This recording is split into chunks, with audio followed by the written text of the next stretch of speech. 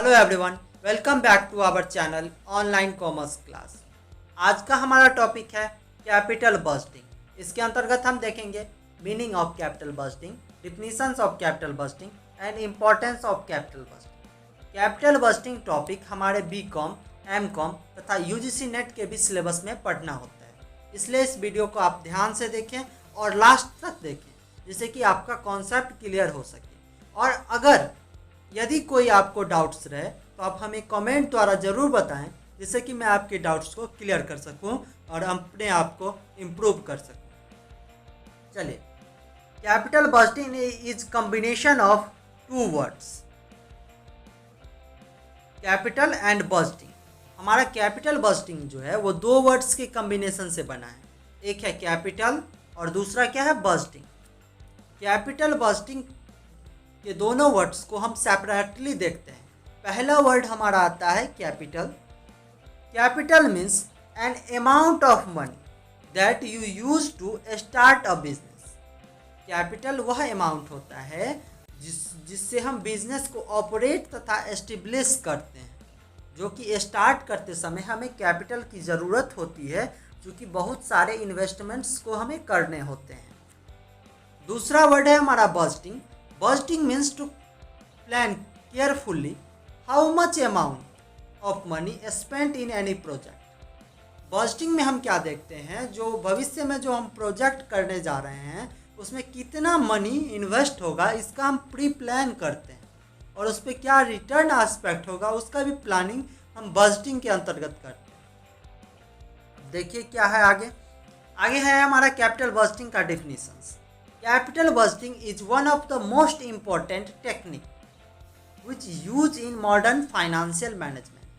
Capital budgeting जो है वो फाइनेंशियल मैनेजमेंट का एक बहुत ही इम्पोर्टेंट टॉपिक है, जिसे कि मॉडर्न फाइनेंशियल मैनेजर यूज करते हैं इन्वेस्टमेंट डिसीजंस लेने के लिए। फाइनेंस में मेनली 3 डिसीजन होते हैं, फाइनेंसिंग डिसीजन, इन्वेस्टमेंट डिसीजन और डिविडेंड डिसीजन।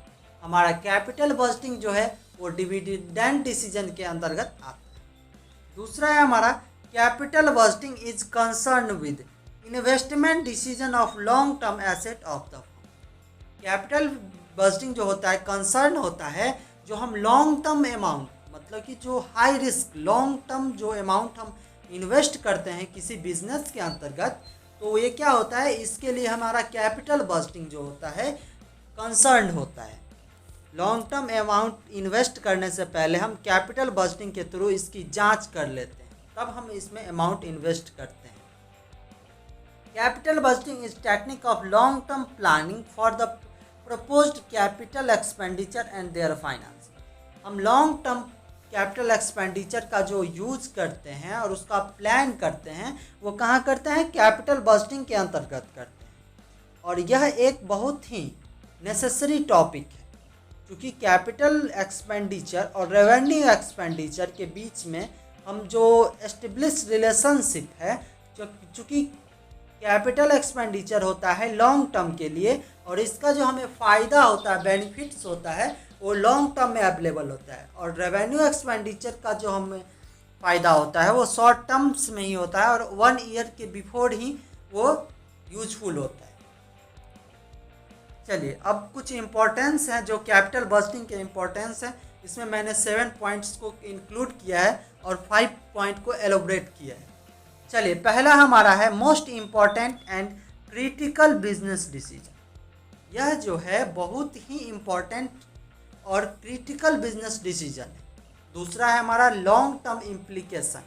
यह क्या होता है, लॉन्ग टर्म फंड के लिए इसमें हम लॉन्ग टर्म इन्वेस्टमेंट के बारे में जानते हैं। साइजेबल कैपिटल आउटलेट, इसमें जो कैपिटल का साइज होता है वो बहुत ज़्यादा होता है। इरिवर्सिबल डिसीजन, इसमें इसका जो डिसीजन होता है कैपिटल बजटिंग के अंतर्गत, वो डिसीजन जो होता है चेंजेबल नहीं होता है। इनोवेशन बिजनेस ऑपरेशन, और बिजनेस को इनोवेटिव रूप में ऑपरेशन करने के लिए, ऑपरेट करने के लिए कैपिटल बजटिंग एक आवश्यक होता है। कैश बजट, और ये क्या होता है, कैश बजट। और लास्ट इम्पोर्टेंस है इफेक्ट ऑन कैपिटल पैटर्न और कैपिटल कॉस्ट स्ट्रक्चर। कॉस्ट के स्ट्रक्चर को क्या करता है, इम्पैक्ट पहुंचाता है कौन, कैपिटल बजटिंग। चलिए बारी बारी से अब हम पॉइंट्स को देखेंगे। पहला हमारा पॉइंट है most important and critical business decision. तो पहले हम देखेंगे मोस्ट इम्पॉर्टेंट, फिर देखेंगे critical business decision.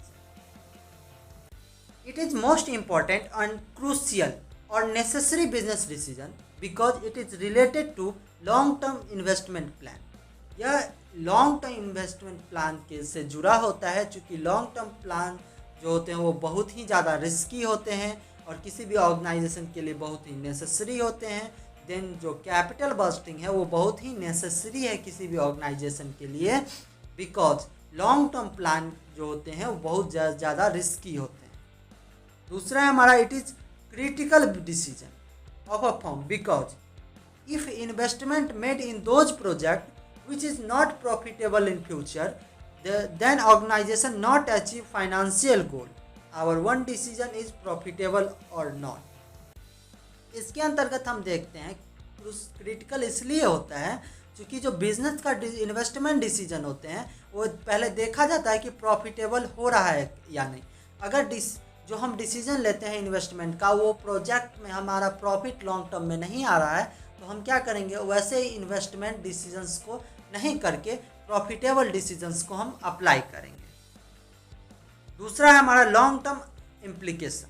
It is long term investment plan of firm whose pay off structure spread over a period of.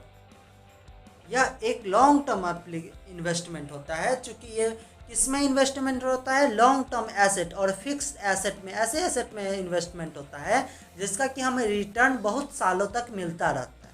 तो ये क्या है, एक लॉन्ग टर्म इम्प्लीकेशन है जो कि लॉन्ग टर्म एसेट से रिलेटेड है।